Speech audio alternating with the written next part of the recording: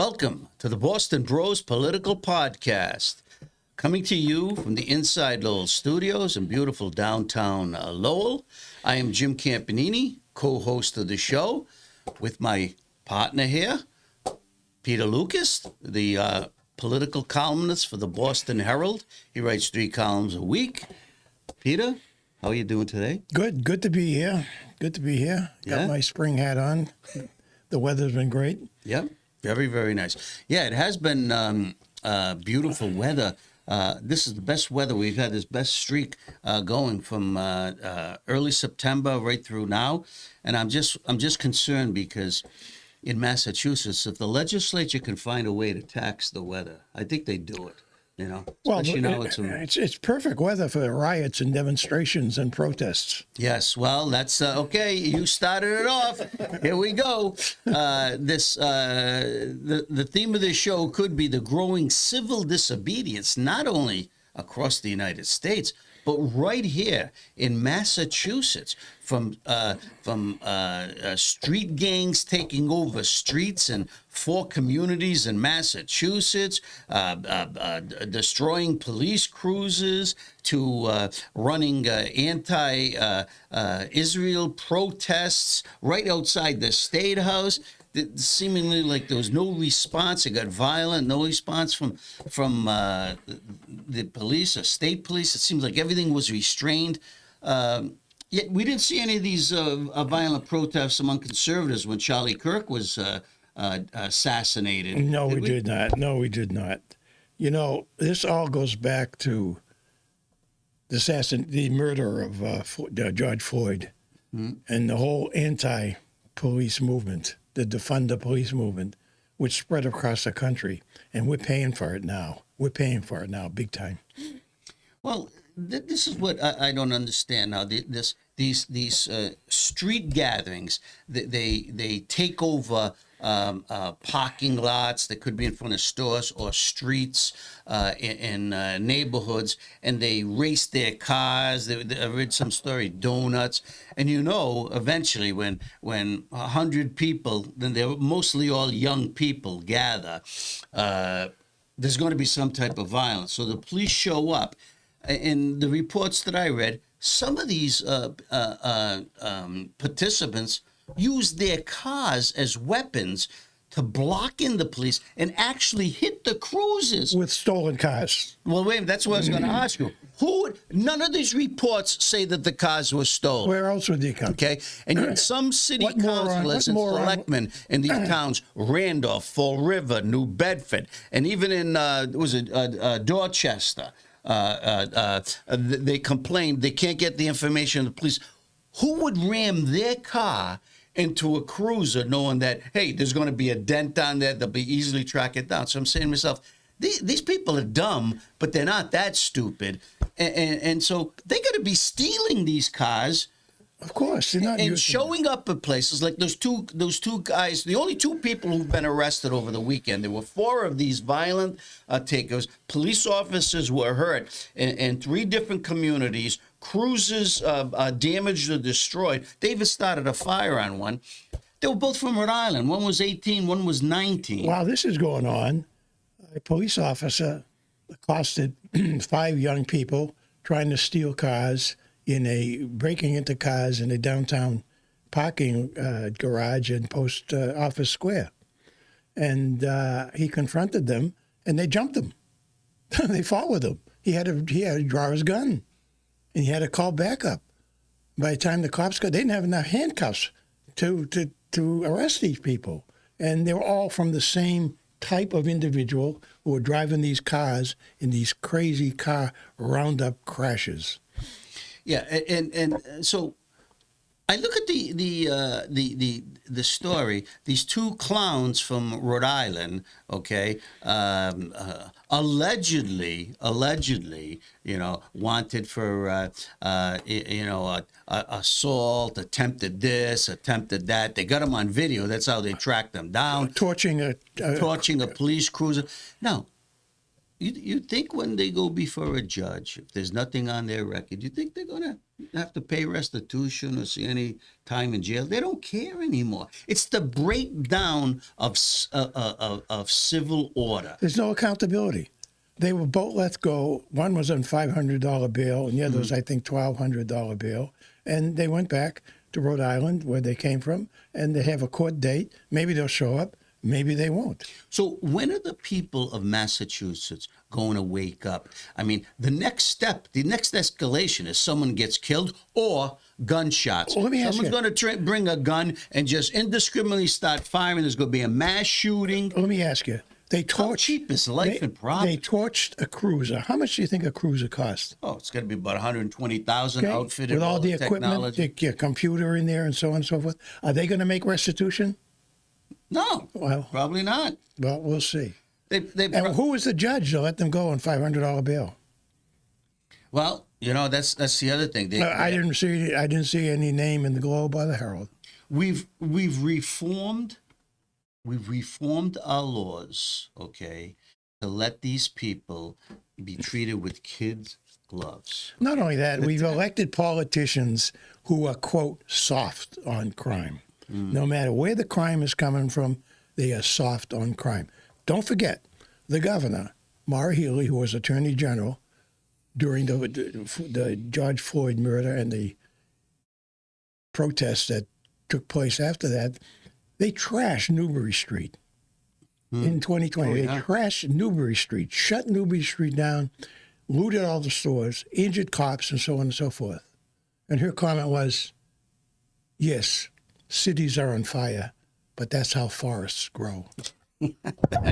That was oh yeah, and that's come back to haunt her for saying something like that, because right now, the more you tolerate this behavior and diminish the role of the police officer, I mean, the police are getting condemned as being evil, and we allow it to happen. I mean, the politicians allow it to happen. It just keeps deepening. So these kids, they think it's like a giant video game. Well, they get away with it. Yes, well, that's why it's put right into the recesses of their brain. We could do whatever we want. We could mistreat the police, but it also carries down to the private citizen. You got people walking the streets. Someone just walks up to them and punches them and steals their groceries or takes their watch. I mean, it's just these little things, and it's happening all over the country. They're not random incidents like some liberals and elitists would want you to believe.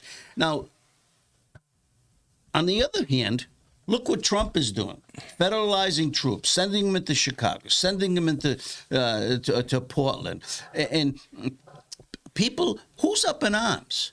The governors of these blue states. But you don't hear anything much from the people, the private citizens who've become victims in their own or held hostage in their own communities and stuff. Look, while all this is going on, there's a story in the paper today how Andrea Campbell, the Attorney General, is prepared to sue Trump to keep the National Guard away from Massachusetts in the event Trump wants to call them.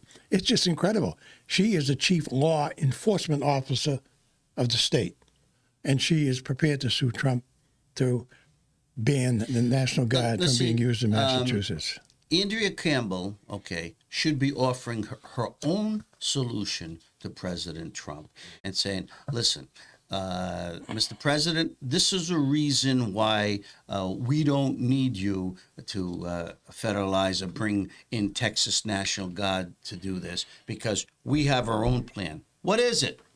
Okay, and the governor, what is it? Now, Teddy, did you say today that the governor, is holding a press conference to discuss some of this street violence? And 11:30 a.m. 11:30 a.m. today. The car meetups. The car meetups, She okay. didn't say anything about the. She's not saying anything about the pro-Palestinian violence that's occurred. Let me tell you, that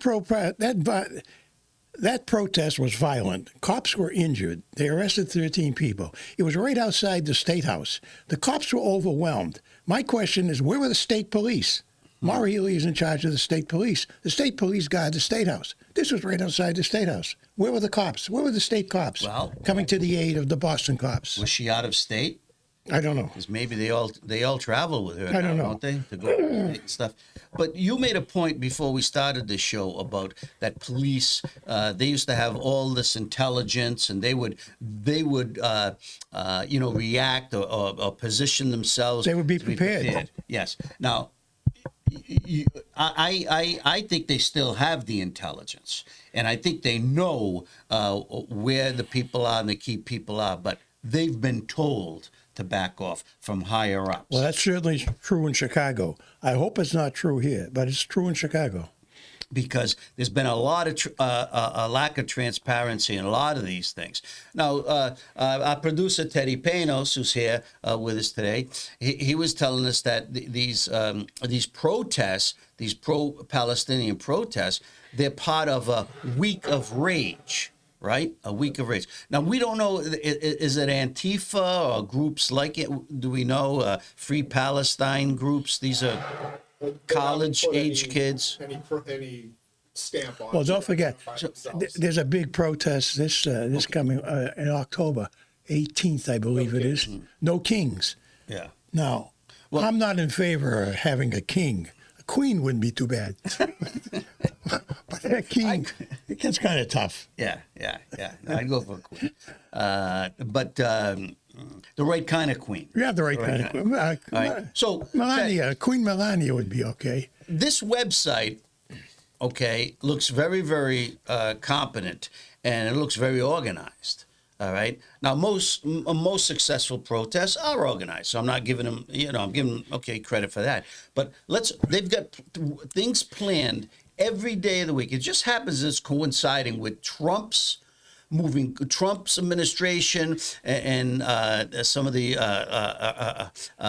Arab nations in the Middle East are coming closer and closer to getting a deal to end the war between Hamas and Israel.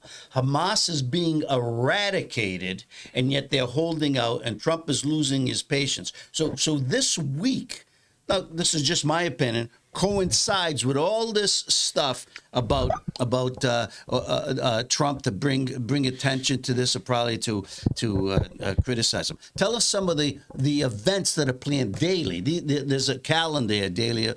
What are some of the events?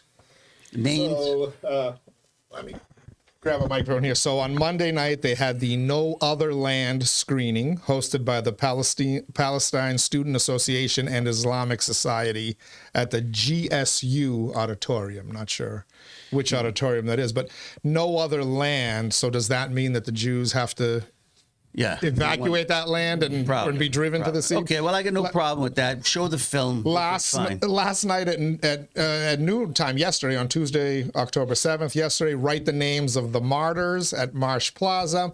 And then at 5:30, an event called Flood Downtown for Gaza. Okay, wait a minute. 5:30 at Boston Write in the name of Commons. the martyrs. What martyrs? I mean, the Jewish hostages that they killed, the victims, over the 2,000 people that they killed in the massacre on October 7th. I mean, what are they talking? What martyrs? Or they're talking about the people who have been killed in the war. See, they're probably the Hamas terrorists who have been killed, right? Yeah, maybe. Do you know anybody? Maybe the ones that were raping the women on October 7th and putting it on video and ended up getting killed as a result of the response. What's going to happen to these groups if peace finally prevails? Well, that's the thing. This is why I think they're stirring up this stuff. Okay. And, you have to follow the money. Who is paying for all of this? Yes. Who is paying? Where is the money coming from? To have national organizations like these trampling into the cities and causing all this turmoil. Obviously, somebody's paying for it. If you follow the money, I think you'll find out that it's our adversaries who are paying for this turmoil. So today is Wednesday. What is tonight's event? Today, 7 p.m. at Marsh Plaza, the Community Vigil for Palestine. Another peaceful gathering. And then on Thursday, October 9th, BBY-DSA reading of Perfect Victims. That's at the BU Cycle Kitchen. And then Friday, October 10th, College of Engineering, doesn't say which college, CDS divestment teach-in, time and location to be determined.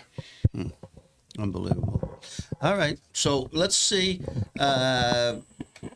I hope they are all nonviolent gatherings and stuff, but we'll have to see as this deal.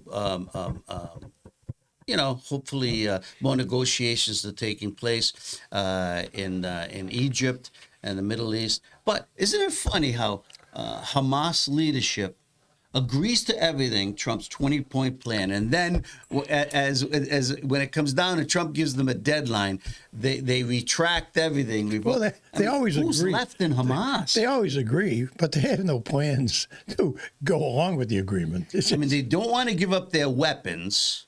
Okay, their only bargaining chip are the hostages and that's why they won't give them up. And the victims, the bodies that they have. I mean, these people are ghouls. They're still holding on to the corpses of the Jewish victims and stuff. And I just can't believe why the world, that useless global body called the United Nations, now in its 80th year, condemns Israel and its actions to basically defend itself against these animals. Trump is his own United Nations. He makes peace around the world without the United Nations. And to think, you have to defang Hamas, just like Trump has basically obliterated Hezbollah. And ISIS before that. And ISIS. And, Israel knows, and a lot of those Arab nations who are unwilling to speak up, although they're working diligently behind the scenes to get this deal done because they know economically what it could mean to the area.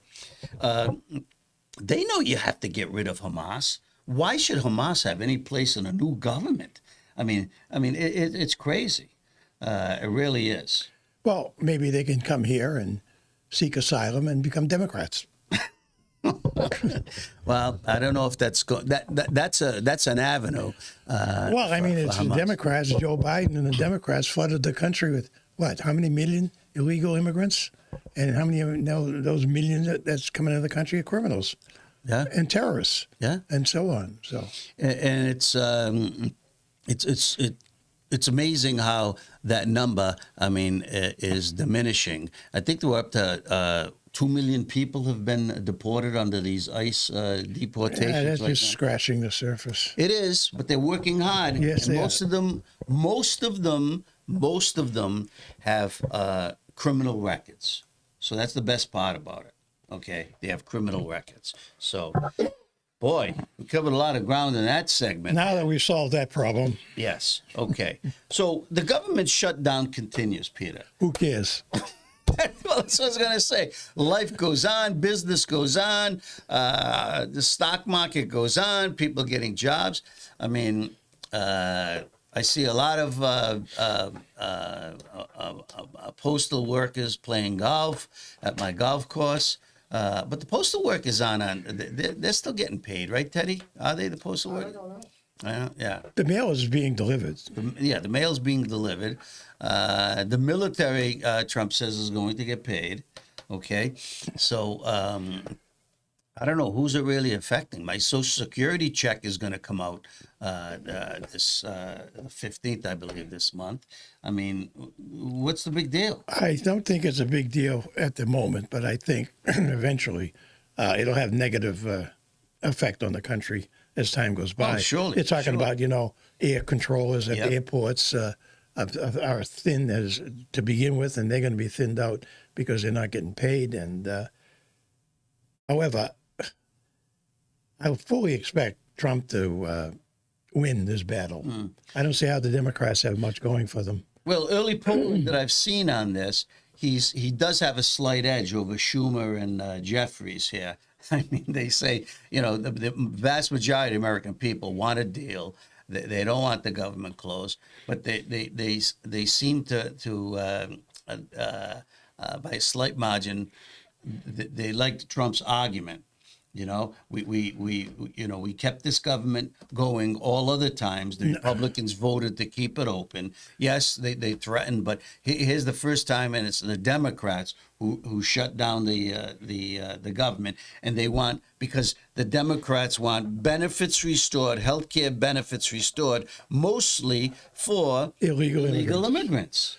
And when that point is comes to the surface, see. A lot of broadcasters, mainstream broadcasters, and reporters, they won't put that in their story. They just say healthcare benefits. Your healthcare benefits are going to soar. What they also ignore is that the Democratic Party needs healthy immigrants so they can vote for the Democratic Party. Well, which is giving them health care. If they emigrate the correct way, and there are a lot. I mean, we just had a U.S. citizenship ceremony in Lowell not too long ago. It was on the front page of the Lowell It was Sun. a good story. Yeah, all these new immigrants who came to the country, who did it the right way, took their classes, and no problem. They were from countries all over the world. They were proud, waving American flags. They had children. But what's wrong with that? What's wrong with the process? Nothing. The country is made up of immigrants. Only it's helpful if the immigrants come in legally through a process and then become American citizens. No problem with that. We welcome that. Yeah, the open borders it was a disaster. The way Joe Biden and his crew, I don't know, just let these people pour in. We didn't know who was coming in. They overwhelmed border agents, and now Trump is righting the ship. And I tell you, there's nothing wrong with that. No. There's nothing wrong with that. You know, but it's crazy. It's crazy. And so, what else? Moving closer. Oh, have you been watching that governor's race in New Jersey? Tighten up. It is getting very tight. Yeah. Very tight. Was it Schiattarelli is the Republican, the man, and Mickey Sherrill. Mickey Sherrill is the woman. Is that the one? Is that the one? Mickey Sherrill. Yeah. She had a double-digit lead. Okay, at one point. Then she came up with some Hillary Clinton-esque statements and comments, and that really. Well, it reminded me of, remember when Sharon O'Brien was running for governor, and she says, "You want to see my tattoo?" And I mean, really crazy stuff. And Mitt Romney was shocked. Yeah, Mitt Romney was shocked. But and now this guy's closing the gap. He's a law and order guy, and you get all this. Well, she got a scandal going of her own because she was part of a cheating scandal at the Naval Academy when she was there. So. Oh man! So the Republicans could pull it off. Yeah. And then the Attorney General in Virginia, the Democrat, Jay Jones. Okay, I mean, the guy's he's made racist comments and everything in his past. They threatened to kill people. He threatened to kill people. Republicans. 2 bullets. He puts out an email. Who do you shoot first? The Speaker of the House. Hitler, Pol Pot, or this Republican state senator? And he says, and he's running to be the chief law officer. Oh man! Chief law enforcement officer of Virginia. Even the woman who's running for governor called him and lambasted him and said, "Hey, you got to own up to those comments and suffer the consequences, but get back on track here." So he was ahead in that race, and that is tightening up drastically and stuff. I mean, how did these people get away with it, Peter? Well, because they've been getting away with it for years, so they think they can continue. Don't forget, you're talking about a Democrat. Look what they did with the Justice Department. They were almost wiretapping almost a dozen Republican members of the United States Senate. Yeah. Well, that's a good segue because does Jack Smith survive this? I mean, he was Obama's henchman and Joe Biden's henchman. I mean, he just devised all I hate to say it, the evil that you could bring down on people if you had such unlimited power. He not only helped politicize the U.S. Justice Department, he helped brutalize it. for what they did going after innocent people under Joe Biden. Catholics. They were surveilling the Catholic Church and groups that would meet. I mean, No, they secretly got the phone records of a dozen or 8 Republican U.S. senators spying on U.S. senators. I mean, what is this all about? yeah. And they accuse Trump of a threat to democracy. It's absurd. Yeah, yeah. All these things are coming out. They're all being exposed. All the rats are running, are running from the ship and stuff. Books are coming out. Kamala Harris, I mean, I think she's ruined her chances for any type of run in 2028. Even some of her colleagues. Have you read the book? No. Have you? No, I'm waiting for the movie. Who's going to play Kamala Harris? Who's going to? That might be a role that people just turn down. Maybe they'll have a transgender player. I don't know, but it's crazy the stuff that she's written about. 107 days. Oh, she burned all the bridges. Yeah, she has. Yeah. She has. And now she's being even more vicious towards Joe Biden, which a lot of people still love. Well, wait till his book comes out. Maybe he'll attack her. Yeah. But this is really turning. Her book is what, 107 days? Is that what it's called? Yeah. That's the amount of time she spent in the campaign? Yes. 107 days? Yeah. Joe Biden's book is going to be 107 nights Well, or 107 nightmares. well, you're on fire today. Well, it's interesting that she attacked Joe Biden, saying that he should have left the race earlier, giving her more time to get to get things in order and stuff like that. And Bill Maher, okay, a late night talk show host and a podcaster, he ripped her, and I think he interviewed her, and he ripped her. He says, "Hey, wait a minute. You had $1.5 billion, almost double what Donald Trump had, and you had 170 days to use it. And you didn't." He says, "You got drubbed. You got drubbed. Yeah, you but lost all. You lost all the crucial states, 7 of them. I mean, so she wasn't. She just didn't know what she was doing." The political consultants loved her. Yeah, They made a fortune. They made fat checks. So, Peter, I'd like to turn a little closer to home to good old Massachusetts and stuff. Okay. Yeah. And there was a story that came out this week about the MCAS exam results. Okay. The first time the civics exam as part of MCAS was given to 8th graders in this state. Now, most schools never taught civics before in Massachusetts. So they had to devise a curriculum. Now, when I grew up, I had civics, but only 39% of the 8th graders met expectations or exceeded expectations. 39%. Now, this is the state.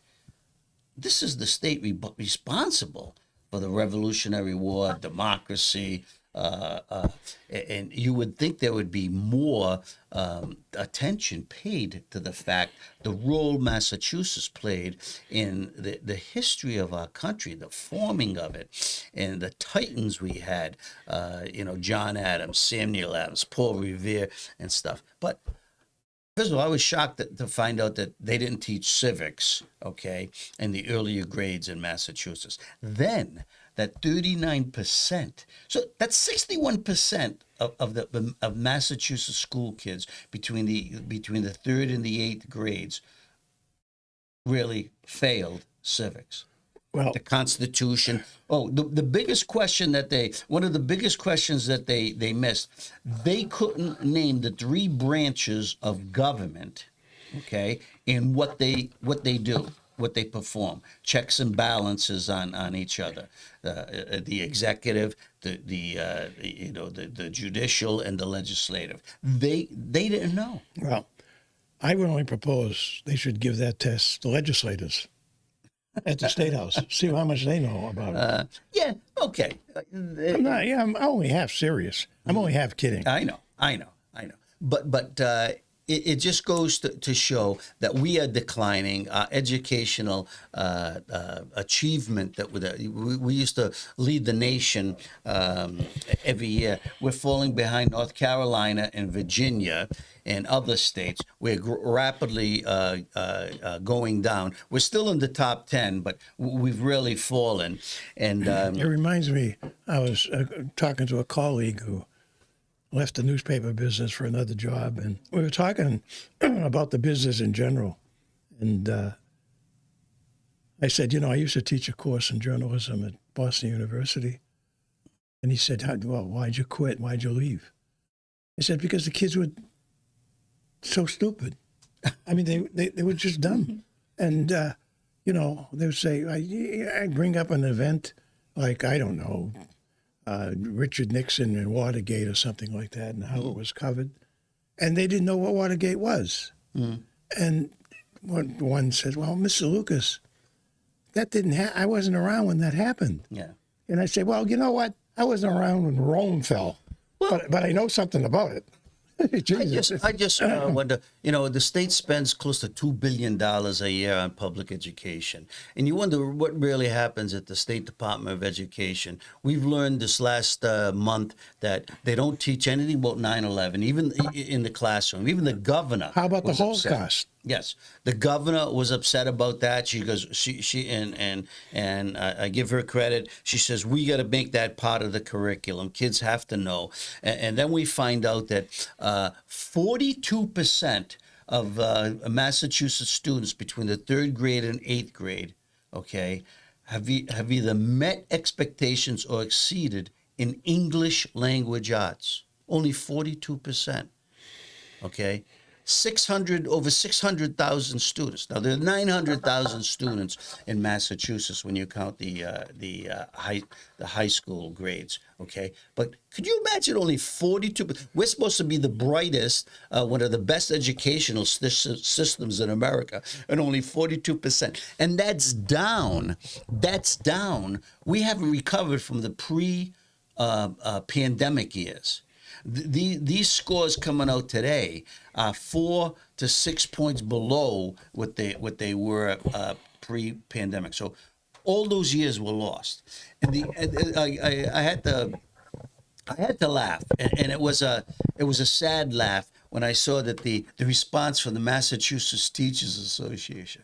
We need more resources. The test was overwhelming for these kids because we were so condensed. All the stuff we had to teach, okay, to get them prepared for this test. It was just cramming this stuff into their brain. Well, and then you know what one parent said?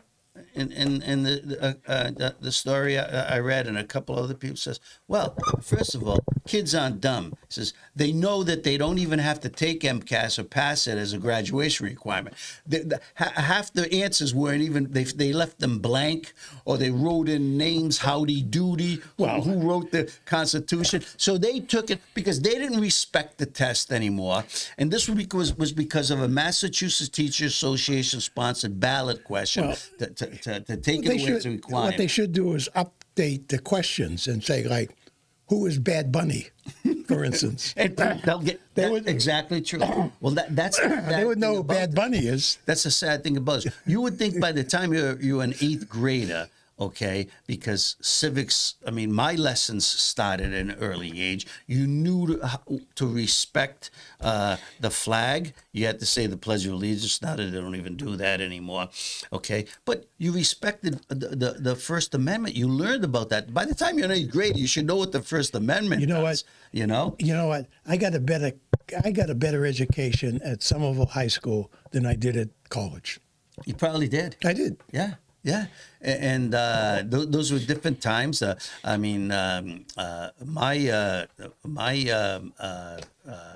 civics teacher was a former Marine that had served in Vietnam and stuff.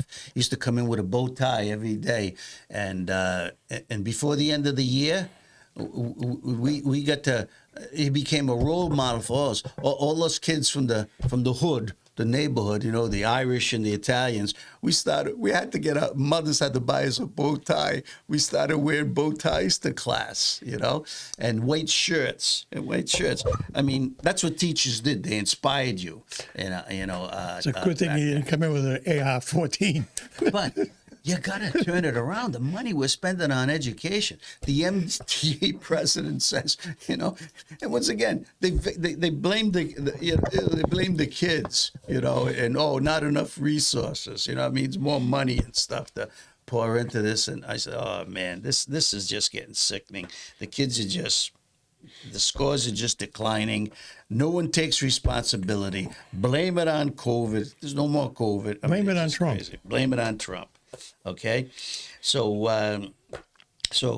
and then the other thing is, the other headline I saw this week, state legislature all up in arms. They're saying that because of the big beautiful bill that Congress passed, President Trump's bill, the state is going to have a $650 million proposed $650 million revenue shortfall from the new tax law changes and stuff. Okay. So they're all up in arms and stuff, saying, "Oh, they're lamenting Trump and blasting him and everything." Most of these are for health care benefits to illegal immigrants. Right. Okay, and you remember because you covered the legislature back in July, they passed their $61 billion state budget. Okay, they set aside $800 million in pet projects. They set them aside. The money was there, but they set it aside because they said in case we need contingency money. They don't want to touch that money because it was for their pet projects. Nor do they want to touch anything in the $8 billion rainy day fund that they've built up because of COVID and all those revenues from feds. Now, do you know what $650 million represents in a $61 billion budget? 0.001%. And you can't cut $650 million from federal tax changes, okay? It's going to crash the Massachusetts state budget. It gets more ludicrous every day. Well, my recommendation is, just like the federal government, they should shut the state government down. There's one. for a couple of weeks. I agree with you. Take back the $100,000 you were given the commission to look into the new seal for the flag, okay, the state flag and stuff. I mean, they waste money every day. But it just goes on, and they expect the people to blame Trump. $650 million. That's nothing. You've got $800 million set aside, $8 billion in your rainy day fund. I mean, but you got to cut. You got to cut $650 million. Cut it. You got to do it in your household budget, okay? Or everything else is going up. You got to cut somewhere. You take Netflix off the TV. You do something. Right? Well, I would think so, but you're talking about the Massachusetts legislature here. So anyway, what else is on what's on your work schedule for this weekend? Well, I was impressed. Didn't get much play, but Donald Trump took out another drug boat off the coast of Venezuela, and that's number 4. And the interesting thing about it is that he doesn't get any credit for it; he just gets criticized. But since he's been knocking off these drug boats off the coast of Venezuela, the drug import into the United States has declined significantly. They can't get the drugs across the border, so now they're trying to get them into by sea, and he's shutting that down. And I think it's having a significant effect on drug use in this country. Well, you think the president of Venezuela, Maduro, the tyrant dictator, who has a $50 million bounty on his head. Yeah, he's appealing to all Latin American countries to come together to fight the United States. And Trump's directives on this. You think this is going to fall on deaf ears? I think he'll be deposed. I think it's only a matter of time. Yeah. And I think like Manuel Noriega at Panama, he'll end up standing trial in the United States on drug charges. Yeah. Eventually. That's what's going to happen. Yeah. And, it's funny, no one criticized the United States very much when we went after Noriega in Panama. Mm-hmm. We invaded Panama. as a matter of fact, to get him and to have him stand trial in the United States and get a life term. We've not invaded Venezuela, nor do I think we will. Wow. And while we're on the subject, by the way, I happen to think that Donald Trump has been a terrific president, and I expect him to get the Nobel Peace Prize. Yeah, I do. I really do, because there's nobody else has done what he's done in the last couple of years, since he's been in, to bring around, to bring end wars in a bunch of countries, including now in Gaza. But Peter, was it Victor David Hanson? You know him, right? Yes, I know. Yeah. Okay. He writes conservative columns every once in a while. He's an academic in the New York Post. He wrote a very interesting article this past week in the New York Post. The UN is now 80 years old, and by and large, they despise the United States, but more than anything, they hate Donald Trump. They hate what he means to the world, because the UN, by and large, is 193 countries. Only 58 are known and certified democracies. Do you believe that? Of course they hate the United States, but... And he says they're largely known for corruption and profiteering. And Donald Trump is exposing all those things. He says, when have you ever heard the UN stop a war? When have you ever heard of the UN preventing a crisis? I think Victor's stealing my ideas. Yeah. So it was a great column. And he says, and here they are in New York City, and they're allowed immunity to hatch these schemes, to anti-Semitism. They condemn Israel. They condemn U.S. policies throughout the world, unless they're getting handouts, which half of them don't even reach the people that they're supposed to be serving. So he says, it equates it to the League of Nations. Remember when, was it Wilson started the League Woodrow of Nations? Wilson. It was such a failure. It lasted 28 years because all the countries who were supposed to ante up never did. They left it to the U.S. No, we didn't. We weren't a member. We weren't a member. The Senate Rejected it. Yeah. Yeah, so they didn't follow through on what they were supposed to do. The U.S. never joined, and now here's Trump threatening to, he's threatening the UN, and then he says the next breath, there's a great organization. We need the UN. But I'll tell you, it's true. The UN, fortunately, has nothing to do with who wins the Nobel Peace Prize. No. That's up to Sweden. No, but I'm saying those global elites that are in the UN, they have contacts with people in charge. They will condemn anything to give Trump any credit anywhere. Why hasn't the UN came out in a mandate and condemned Maduro in Venezuela and China? Because they're all on drugs. Probably right. Now, go back. You mentioned the UN and how ineffective it is now and how anti-American it is. There was a time 30, 40 years ago when the UN was a relatively effective body. The UN came to our aid when we fought the Korean War. That was a UN operation. And there was countries like Greece, Turkey, Australia, all contributed troops to the U.S. effort in Korea. Yeah, and it was supported by the UN at that time. Yeah, but those are democratic nations, okay? And well, they have really Western values, traditions. What happened was they opened up the UN to anybody. You and I can walk in and become members. Well, me anyway. I don't know about you. Well, maybe Lowell will. I mean, they're joining this world organization that's now supposed to be throwing money our way, right? Where the what was that called? The foundation, the International Foundation. They did the Global Foundation. They went to Sweden. Where they go? Sweden. Front Runner City, Urban. Front Runner City. Yeah. Well, don't be shocked. Don't be shocked if he gets the Nobel Peace Prize. Yeah. Don't be shocked. So, any good columns this week you're working on? Yeah, that one I just mentioned. All right, good. My person of the week is going to be the quarterback for the Jacksonville Jaguars. Oh, Trevor Lawrence.